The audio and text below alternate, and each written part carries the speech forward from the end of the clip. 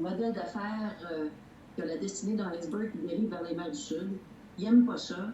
Ils ont de l'argent. Et pour eux, ce projet-là, ils vont l'attaquer. L'électron va couler au Massachusetts, puis on va être encore devant les tribunaux. Ils ont des sous, ils nous attaquent partout. Ils attaquent les autorités du Maine qui nous ont donné les permis. Puis je fais une petite nuance ici avec New York, parce qu'ils vont être là pour nous, pour se battre contre nous dans l'État de New York, parce que c'est la même logique. Mais à New York, le projet de transmission, il a déjà tous ses permis. Oui, c'est ça. Il n'y aurait pas ce problème-là à New York. Mais je reviens à vos problèmes avec Calpine.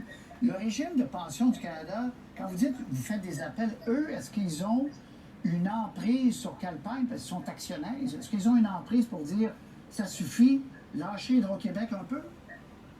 Moi, je ne crois pas qu'ils n'ont pas d'emprise. OK. Okay? Alors, les fonds de pension qui investissent des fonds et qui ont des politiques, je ne pense pas qu'ils soient dirigistes.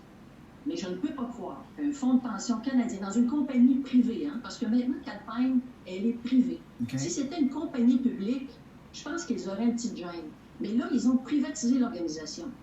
À l'intérieur d'un conseil d'administration d'une compagnie privée, il y a des conversations qui peuvent avoir cours.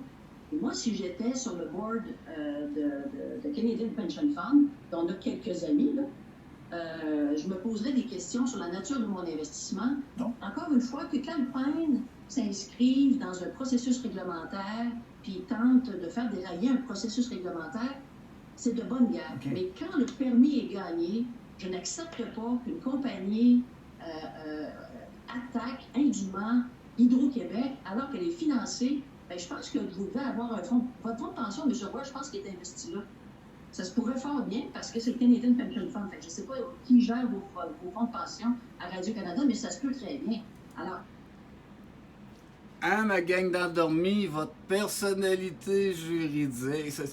Ce petit bout-là est tellement clair de plein de choses véritables. Et ces choses véritables sont l'arnaque du siècle.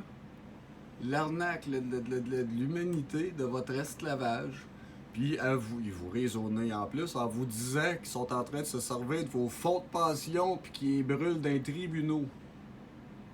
Ils sont en train de remettre votre argent, encore une fois, à un autre asti de gang de criminels.